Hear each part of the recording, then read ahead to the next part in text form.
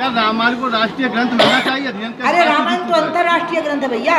Mauritius, Fiji, गियाना, यहाँ पर रामायण जी ले गए थे 1800 समथिंग में, जब भारत से गिरबिटिया धोखे से कुली बना के उनको ले जाया गया और लौट नहीं पाए, तो रामायण की तो कॉपी ले गए वे साथ में।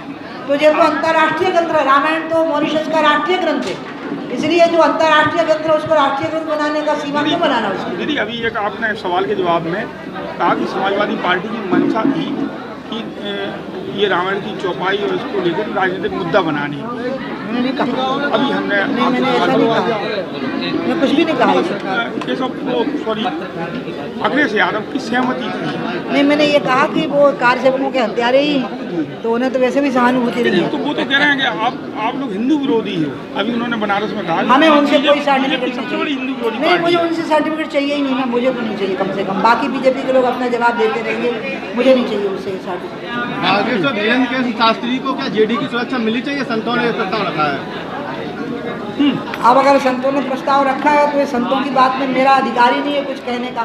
बाकी मैं उनको धीरेन्द्र कृष्ण शास्त्री जी का बहुत सम्मान करती हूँ, वहाँ पर लोगों को आराम मिलता है, उनकी समस्याओं का निदान होता है।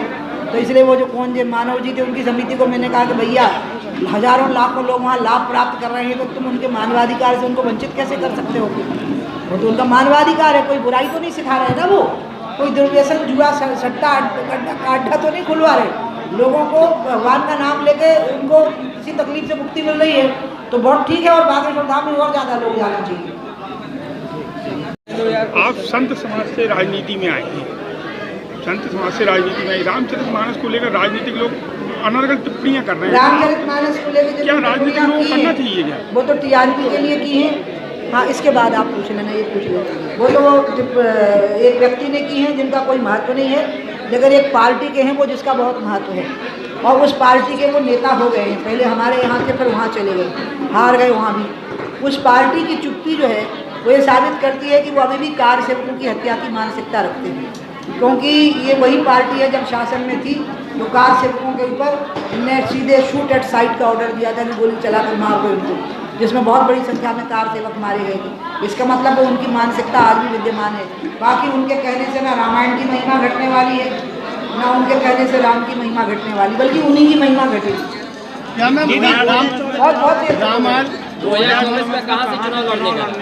मैंने एक साल पहले क्या हुआ, एक साल पहले तक जितने देखो तो यही बात पूछ रहे, यही चर्चा कर रहे थे। मैंने कह दिया था आज के बाद से मैं सवाल का जवाब नहीं दूंगी, और मैंने वो नोट पूरे प्रेस को भेज दिया कि अपने रिपोर्टर्स को कह दीजिए कि मुझसे सवाल न करें, इसलिए आपने दीदी बुंदेलखंड राज्य, जो आपने हमेशा गाय के साथ बुंदेलखंड राज्य की भी बात कही, लेकिन पिछले कई महीनों से आप उस पर कुछ अपने विचार रखिए।